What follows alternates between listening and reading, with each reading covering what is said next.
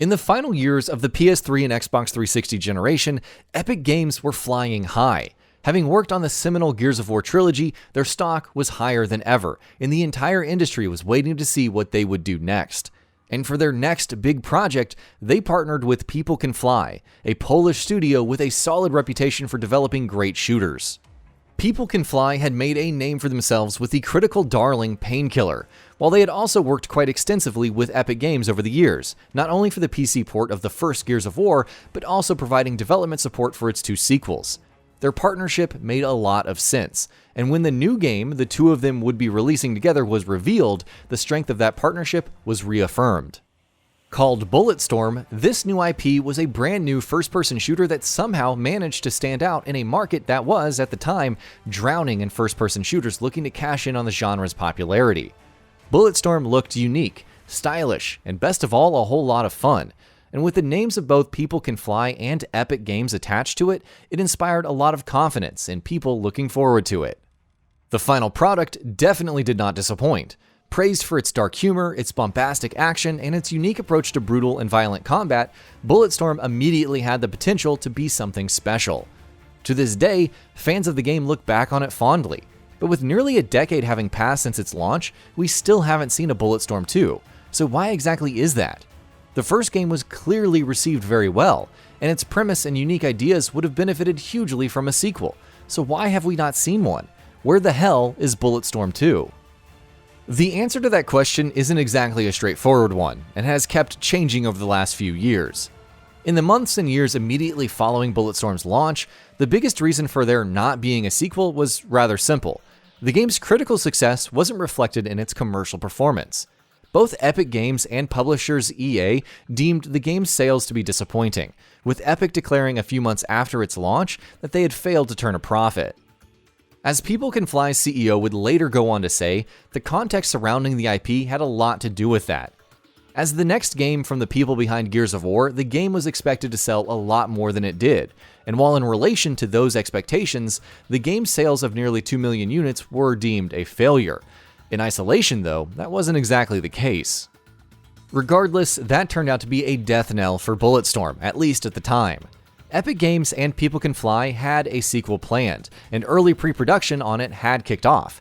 But after the game's disappointing sales, Epic, who at the time owned People Can Fly, pulled the studio off Bulletstorm 2 and put them to work on a new project, which turned out to be Gears of War Judgment.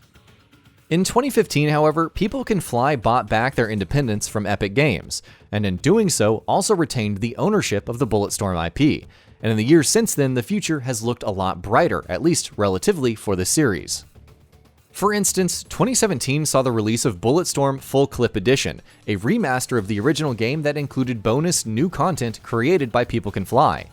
Full Clip Edition received positive reviews at launch, and best of all, also sold rather well, with People Can Fly and publishers Gearbox both deeming it to be a success. While raw sales figures were not made available, People Can Fly considered the remaster to be more commercially successful than the original game. Maybe that was because of the aforementioned context of the situation, but either way, Full Clip Edition proved to People Can Fly that the Bulletstorm IP was one with plenty of potential. The fact that the game's 2019 Switch release was also commercially successful only went on to reaffirm that belief. It's also worth noting that several times over the last few years, especially since they bought back their independence from Epic, People Can Fly have made it clear that they want to continue to invest in Bulletstorm. On more than one occasion, the studio has pointed to the success of the remaster as evidence for the fact that people do want more Bulletstorm. For instance, in a 2018 interview with Games Industry, People Can Fly's CEO noted that the future of the property was in their hands, and the success of the remaster meant that they would give serious thought to that fact moving forward, even though they were not, at the time, working on anything new. A year later, in an interview with Eurogamer, he said in very clear terms that People Can Fly held the property close to their hearts and definitely wanted to work on it in the future. We are, as you can see, with the remaster and the Switch version, still holding this IP deep in our hearts, he said. We want this IP to have its second life. We're still not sure what that means, but obviously since this is our IP, we own the IP, and the IP is known and has its fans, we would like to do something about it. Clearly, Bulletstorm is a property People Can Fly not only keep thinking about, but want to keep investing in. and thankfully their recent investments with the remaster and the Switch release have paid off. Will that mean that the studio will eventually work on a sequel in the near future? Well, that's certainly what we're hoping for. For now, People Can Fly are focused on the upcoming The Outriders, but once that's been wrapped up, hopefully they'll move on to a new Bulletstorm game. Of course, there is the question of how the studio, which is a very different one now from the one that made the first Bulletstorm, will handle a sequel.